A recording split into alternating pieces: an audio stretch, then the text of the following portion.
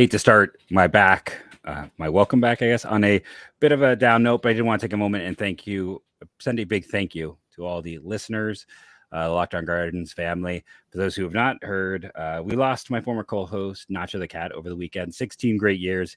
And one might argue, outside of a World Series champion, he got to experience the 16 greatest years of Cleveland Guardians baseball. He will be missed. You can see him and listen to him through many of the 1,000 episodes of the podcast. So this one's for you, Nacho. You are Locked On Guardians, your daily podcast on the Cleveland Guardians, part of the Locked On Podcast Network, your team every day.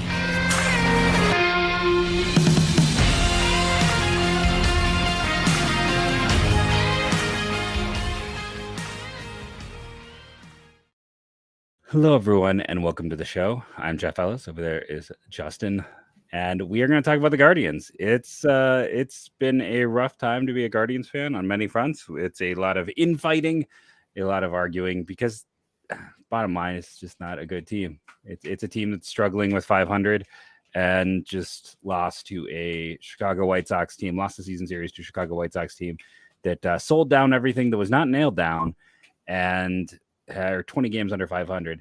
No matter how you feel about this team, you got to be better than that. You have to beat those teams. And that's been the problem all year. Lack of execution, lack of taking care of business. They are not taking care of business. They're not working overtime. That's a good reference. Good to have you back, my friend. I know it was a tough way to come back, but definitely good to have you back. Wish we were coming back to, better news in all general. Across the board. I know. I was afraid of where this could go. I mean, they have not looked good since the All-Star break. I know they won Friday. And I know a lot of people are going to sit there and say, well, they're playing bad because the trades happened. It's like this team was very mediocre with Savali and Bell and Rosario. 500 at best. Were they ever more than a game? Did they get even a game over 500? Or did they just the last time they were in first place, they were 55 and 54. Yeah. And they lost the next day to the Royals, and then it's been a downward spiral ever since. They are 1-4 in the month of August, and I want to save it for later, but I have concerns that this is going to wind up being like that 2012 August where it's a disaster. And Manny Acta, by the way, did not survive that month of August. I'm not saying, I'm just saying. Yeah. No, and it's one of those things to look at this team. Like, I know people want to talk about the half game. I still have people tweeting me about that all the time. This is where we see the difference in strength of schedule. Like, yes, Cleveland has not taken care of business against bad teams. You talk about that. They lost to Kansas City. There's no reason to lose to Kansas City. I know the Twins got swept by Kansas City, but guess what? Kansas City has more sweeps this year than the Guardians have. So, guess what? The Twins are also not a good baseball team either. They continue to prove that. Yeah, but I mean, they're separating right now, and Cleveland's got an absolutely brutal stretch coming up, and the Twins do not. And this is where I agree. I think this August is going to be rough. Cleveland has it's probably even worse now that they're done with the White Sox. I'll go look on Tankathon. Before the White Sox series, they had the fifth hardest strength of schedule going forward. It's only going to be tougher now. That White Sox one was going to be, one of the easiest ones. Cleveland is now the third hardest strength of schedule left through their final 50 games. It's brutal. 4 against the Orioles, 6 against the Rays, 3 Texas, 3 LA, 7 with Toronto, 3 with San Francisco. Yes, they get 7 with Detroit, 4 with the Angels, who I know are about the same record as Cleveland, but that's one of your 3 easiest. That's one of their 3 easiest teams is the Angels. So it's it's brutal.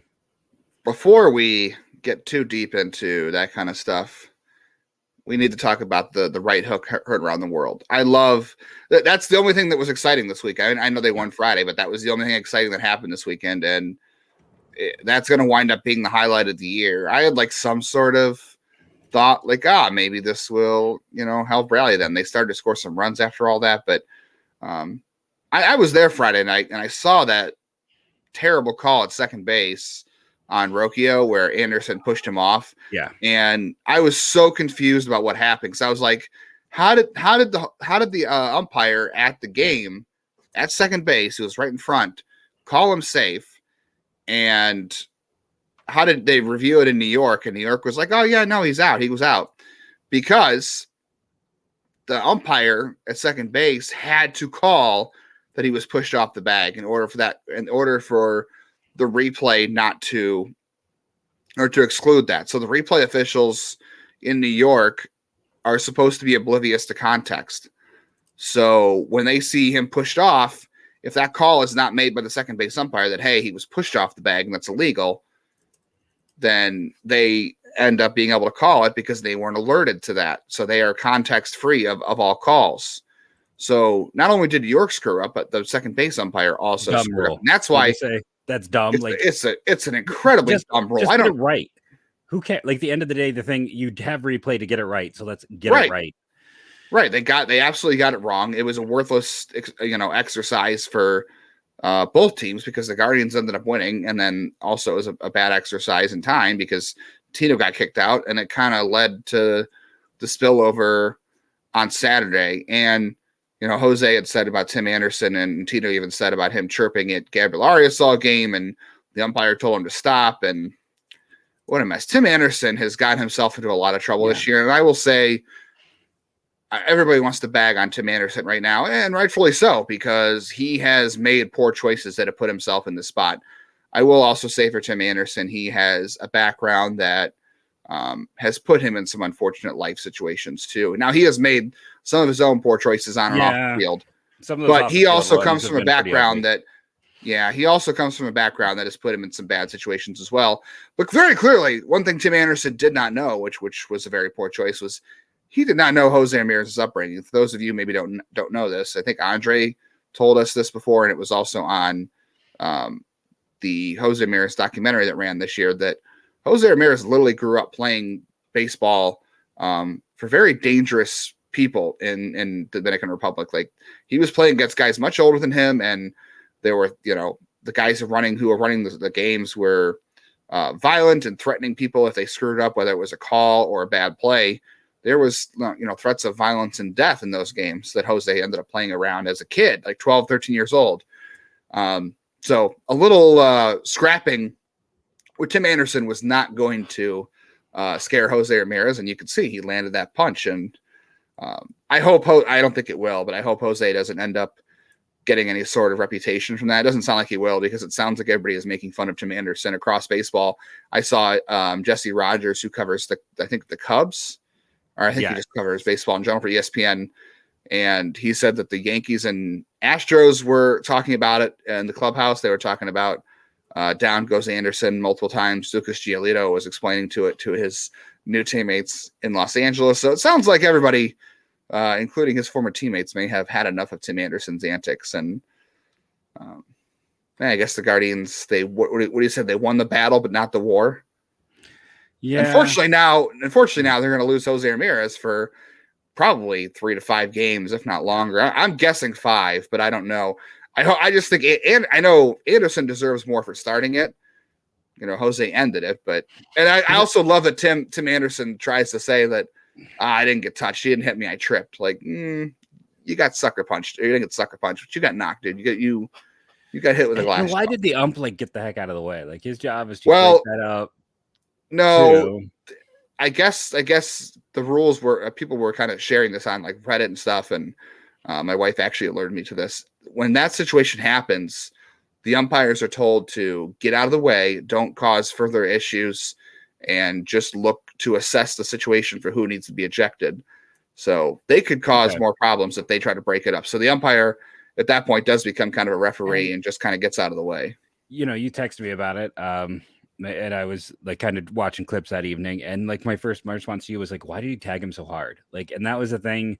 Like, Tim Anderson seems to be like really shoving it's one thing to, I'm so used to seeing it. Like, when a guy forcefully tags, you notice it. Like, that was, and he stood over him. He was standing up, and that's what I thought got Jose upset, was he stood over him. And look, Jose Ramirez, I know you've heard, anybody listening to this probably has heard this in multiple places, but Jose Ramirez is pretty unflappable. Like, he even said in the end, he's never been ejected from a game before. Even when he gets upset with an umpire, he takes it back to the dugout because he doesn't disrespect the umpires of the game. Between the white lines, Jose Ramirez is all about baseball and all about business. So if you rattle his cage, you must have done something, because that guy is so very hard to rattle. Like, I've seen him all through the minors, and now that guy literally is all about the business. You never heard a bad word about him. He's all about business. So whatever Tim Anderson did, whether it was just little things, that have added up over the years, the chirping, the tags, the standing over him, whatever, it must have been enough, because I've never seen Jose get like that in his entire career. And like you said, he's never been ejected before. So 100%, like I said, Anderson may have started it, but Jose finished it. And Tim Anderson can go and leave a nice Yelp review of how the dirt at Progressive Field tastes. Yeah. No, we should take our first break and then come back in, talk about the series a little more, maybe talk a little bit more about the fight on today's Locked On Guardians.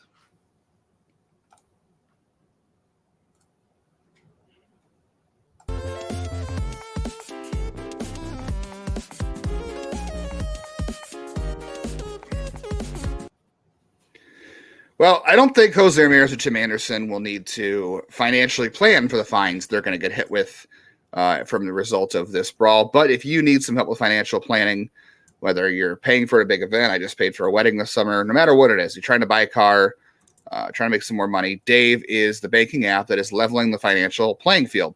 When you download Dave, you can get up to $500 in 5 minutes or less. No credit check, no late fees. It is part of Dave's Extra Cash account. Advance the money you need with no interest and then settle up later. Extra Cash gives you more money to buy groceries, fill your tank, get your car repaired, catch up on bills, not having to wait for your next paycheck. So if you're in a pinch, you need help, download Dave. Download Dave today at dave.com/MLB. That's dave.com/MLB. You can get up to $500 in less than 5 minutes. No credit check, no late fees. Download the Dave app and go to dave.com/MLB. For terms and conditions, go to dave.com/legal. Eligibility criteria and instant transfer fees apply. Banking services by Evolve. Member FDIC.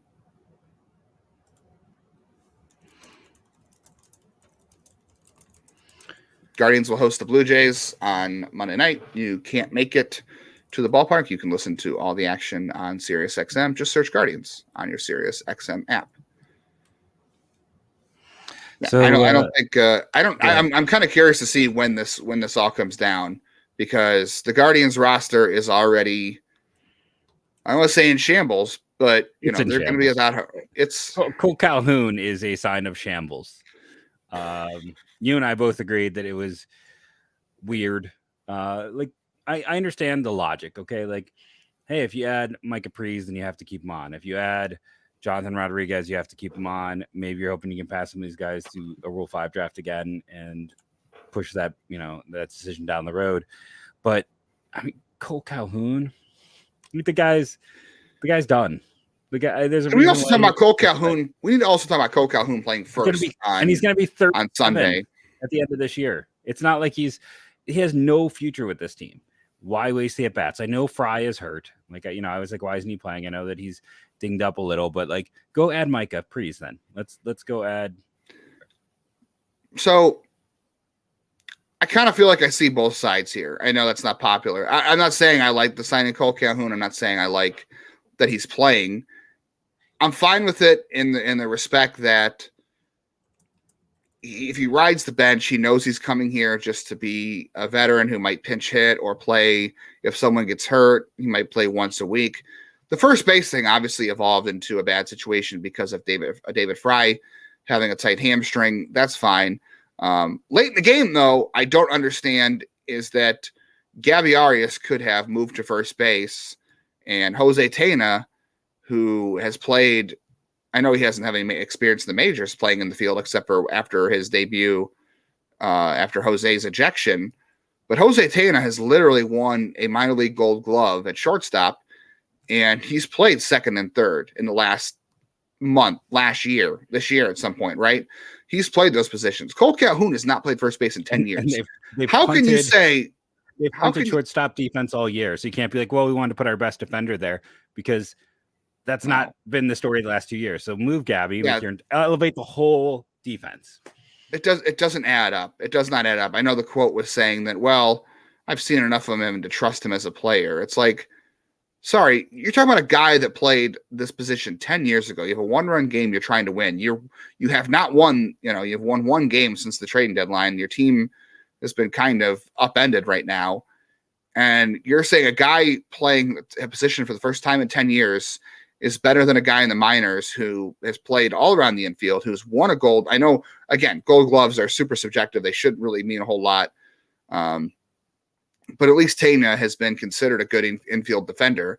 You figure out him at third base or Arias at third base, one of those two, or not Arias at third base, between Rocchio and Tena playing third, and you move Arias over to first base. I'm sorry, that just doesn't make any sense to me at all. I heard the explanation, and I just don't. That's fine. Words are fine. You can say all the words you'd like. It doesn't mean what happened on the field adds up to what you're saying. So that's a problem right there on its own. As far as the minor league thing, like I texted you and I said, yeah, I'd rather see Mike Capriz or whoever from the minors bring up a kid. I'm not going to sit here and pretend that it's going to be okay if you bring one of them up and they sit and they don't play. Because Daniel Schneemann, right? Like, doesn't he play like 6 different positions? He could be a pinch runner off the bench. He would have probably been a better option at first or third. And if you cut him at the end of the year and say thank you for your service, he'll find a new home somewhere else, just like Mark Matthias has, who keeps. That's fine. That's fine too. I mean, there's Cole Calhoun brings you nothing. Yeah, he had a 111 weighted runs created plus. Neither does Daniel Schneemann. I mean, adding him at least is no different. He's going to be a better defender. He can run a little. How do we know that? I don't know that. I'm pretty sure it can be a better defender than Cole Calhoun. The idea of Calhoun again was just to sit there and the fact he's played 2 games in a row is frustrating. Like, yeah, at that point, I'd rather see a Mike Capriz or somebody else. I don't think Mike Capriz is ready. I don't think, obviously, these people were like, is Jhonkensy Noel an option? I'm like, no, he's not ready. Jhonkensy Noel's not ready. Mike Capriz isn't ready. Jonathan Rodriguez is not ready. So I'm not going to act like I'm blind and say like, oh, it's okay, bring these guys up because it's better than having a veteran, because there is a risk involved there of their development. Now, I mean, even the reason that they gave for Jose Tena coming up for the Tyler Freeman injury was that they needed to bring up a guy they thought that wouldn't be hurt too much by sitting on the bench developmentally. So they felt Tena. That's an interesting comment about Tena, first of all. Second of all, it's just that's the reality of any of these other guys. So if you feel like at some point, and they have to decide this offseason probably on Prees or on Jonathan Rodriguez, most likely, if they're going to be, that group of guys. Yeah, if they have to decide this winter whether or not they are going to go into the next season with them as like maybe part of their plans in some form or fashion, whether that's on the 40 or whatever, you're going to have to make that decision anyway. But I'm not going to pretend that everything is going to be okay and you bring them up and they play and they're terrible and you either have to move on from them before you want to, or it's just not good for the development. I'm not going to sit here and say I think it's okay to bring this guy up if he's not ready, because if he's truly not ready, is sitting on the bench for a week going to hurt him? No, it's not. But at the same time, I'd rather bring somebody up young and play them instead of Cole Calhoun.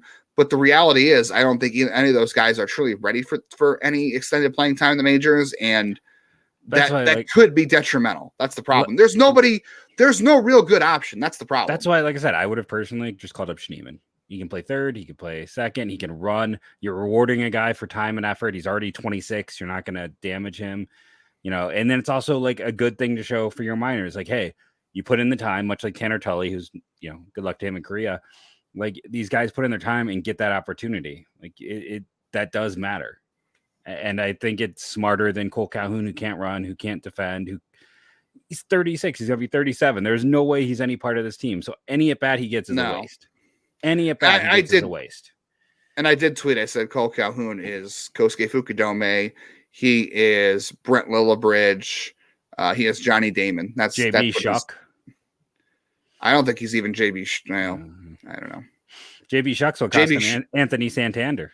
Fun fact. Yeah. 40-man protection. Don't say that. You'll open a whole can of worms, Jeff. I know. We're not having that conversation today. My frustration is more like, why waste the at-bats? Give it to a young kid who's played his tail off and earned that opportunity. Like I said, Schneemann's probably going to leave at the end of the offseason anyways. He's not going to be here in a year. He's shown enough this year to get another opportunity and maybe get himself a chance in the big leagues. Reward him. Reward the kid for the work he's put in, for the strong season he's having. And like I said, he can play multiple positions, defend. It's a half-baked idea to like have a veteran who's like, I don't really know what kind of veteran presence they think Cole Calhoun is going to bring them, because he hasn't been good in a few years, and he's not here to like help them. Well, he doesn't have any ties. A veteran president only works if it's like somebody. I know. Like, if he's the new guy. That's you're and it's not like it's from a new guy.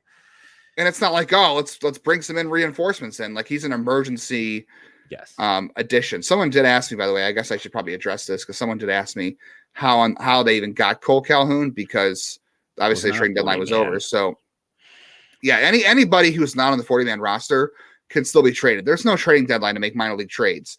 So they were able to go out and add Cole Calhoun because he wasn't on the Dodgers 40-man roster. So you can still go out and make trades like that. So that's how Cole Calhoun is here. Was it the Pirates maybe just acquired 2 arms for international signing money from the Dodgers? Yeah, you can see that. But there is someone else in our comments commented that they thought a waiver trade was coming. Waiver trades are gone. Those are not coming. No, there's no waiver trades anymore. No more waiver trades. We should take our last bring back the waiver trades. Yeah, I agree. I still think Kevin Seitzer is trash. Sorry, Andy.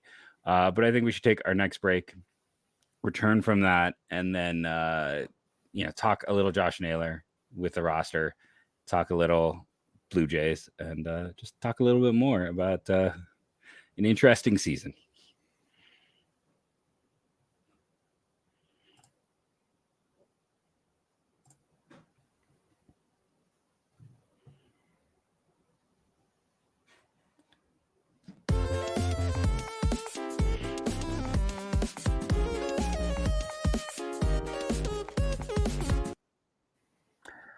So our fantastic sponsor are the good people over at BetterHelp, and let's lean into it.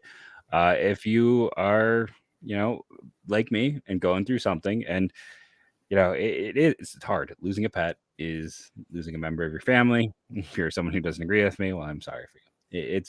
It's brutal. It's hard. Yesterday, my eyes hurt from crying, and sometimes it is nice to talk to someone who aren't the other people whose eyes also hurt from crying because of what they're going through.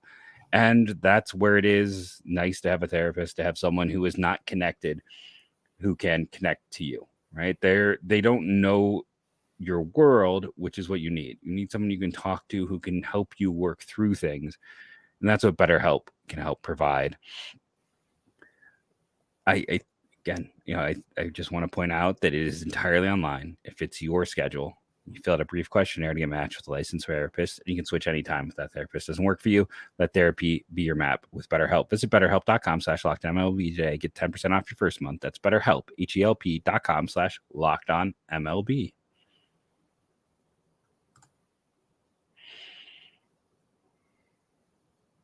Guardians Blue Jays Monday night from Progressive Field. If you can't be there, listen to all the action on your Sirius XM app to get the hometown call. Just search Guardians on the app.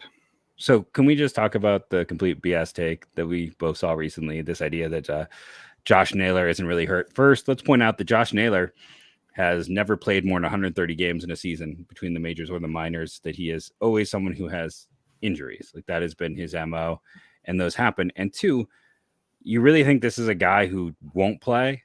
And I'll let you also talk about the other point of this that makes it completely silly, that people are like, I think he's intentionally not playing. So I'll leave that part to you. That makes this, if you just even stop to think about it, incredibly dumb. Yeah, there was some sort of notion out there that because Josh Naylor's family was close with Aaron Zavala, and I addressed this last week too. He wasn't on the injured list, but when I addressed this, but he had missed a couple of games in Houston because he was pulled from the lineup the same day of Josh Bell and the Aaron Zavala trades. He's out 3 to 6 weeks now with that injury. They were already down a player in Houston because of the trade, and then Tyler Freeman also got hurt. So if you think that Josh Naylor is the kind of player to leave his teammates in a lurch like that he's not going to come to bat for them if he's available to play, I don't know to tell you. And also too, just being around professional athletes. Obviously, I'm not one myself, but I've interviewed plenty. And if you've ever talked to a professional athlete, ever been around a professional athlete, they are built different. Like they are motivated to get to where they are. They've worked hard to get to this point. There are some goofballs out there that do this stuff. Like, I don't know, I'm not that I don't like LeBron James, but LeBron James has done goofy stuff where he's, pouted because of the front office and his team's not giving him help and things like that. These guys are built different, man. They're not out there doing this stuff. They they are more motivated than anybody to play. They have a different drive than other people to get to where they are. So if you think that a guy like Josh Naylor is going out there and is either not playing or is being pulled from a lineup because he got frustrated, he's going to get frustrated. But I mean, have we watched Josh Naylor play the last 2 years? He is the heart and soul of this team. Yeah, he is not a guy who can turn it off, A, and B, is he really going to turn it off in a career year? Like, the amount of money that he is going to lose not playing this next 3 to 6 weeks is huge. And then here's if he's mad at the front office, that's one thing. He's not mad at his teammates. No, he's not putting on his teammates. Put on his teammates. And then also, to throw this on there, I've interviewed guys after a trade. I have been in there and talked with the athletes after the trade. All of them are like, it sucks, but like, where'd they go? Who'd we get? Like, it's just, if you're in the game to any degree, it's a business, it's likely going to come and you're going to experience it. And that is one of those things. I know this team has not sold recently because it has been such a good run, but there's been enough of this. And, we have seen pitching get traded. And yeah, anyone who wants to sit there and say that Josh Naylor would shut it down and screw his teammates and screw himself, it's dumb. Or just that the team was going to bench him or something because he was upset. Like, that's just, no, I'm sorry. And if they did bench him because he was upset, then the Players Association would be throwing a fit right now. There you go. Exactly. Yes. This would be front page news. There's no way that wouldn't go to the players. I mean, when they sent Zach Plesac to the minors, when his teammates told them to send him to the minors, Players Association threw a huge fit. That's why Zach Plesac started getting paid in arbitration early. Cleveland got to keep that year of control, but he basically got to be a super 2 when he shouldn't have been. So if they were doing this to Naylor, because again, it's going to hurt his earning power because he has not had a complete season. He's not had 130, 120 season. He's on pace for his best season ever. He would have been in the running for a Silver Slugger. Those awards matter for money. This would be a massive hosing. And so it's just, there's no way. It would be a giant scandal. Yeah. Yeah. You would know. Yeah. And it is unfortunate timing. Absolutely. Because again, the roster is kind of in shambles. There's a lot of, we came into the year talking about the roster crunch. There's no longer a roster crunch. Like, there's plenty of space. There's things they should be doing that probably like Michael Kelly doesn't need to be here. Daniel Norris is still on the team, by the way. I'm not sure if you knew that. Daniel Norris is still traveling with the team. I don't know why. He's just here. I forgot about that. I'll be honest. You didn't get a chance to talk about it, but can we just say, like, I mentioned it last week, and I want you to have a chance to share your thoughts.